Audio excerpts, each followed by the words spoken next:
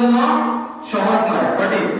যারা ফজরের নামাজ পড়েন নিয়মিত তারা চেষ্টা করলে তাহাজ্জুদ করতে পারে, কিন্তু আমরা সবাই পারবো না।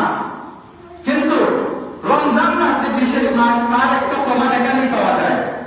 রমজানে কিন্তু আমরা যদি একটু চাই তাহলে তাহাজ্জুদ সবাই করতে পারি। কিভাবে?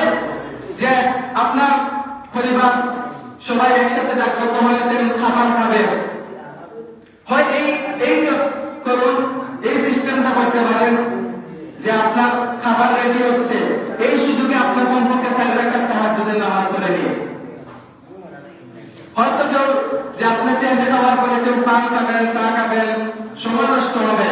যদি বাদাম খাওয়ার পর আপনার নামাজ পড়া কষ্ট হয়, তাহলে আপনি সেহরি খাওয়ার পরে 4 রাকাত নামাজ পড়তে না আপনার 5-7 মিনিট লাগবে।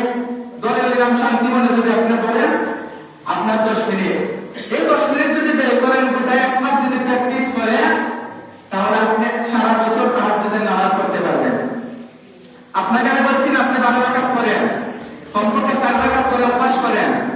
যখন আপনি একটানা 4-5 দিন করে দিবেন, তখন দেখবেন আপনার সময় নামাজের জন্য হয়ে গেছে। তখন আপনি 8 রাকাত করুন অথবা 12 রাকাত করুন। অন্ততপক্ষে চেষ্টা করবেন যে কমপক্ষে যে আমি 4 রাকাত তাহাজ্জুদ করি, হয় সেহরি খাওয়ার আগে।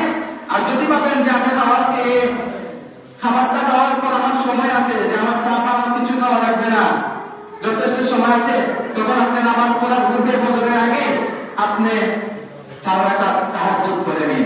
আমরা পারবো না ইনশাআল্লাহ? আল্লাহ তাআলা আমাদেরকে তৌফিক দান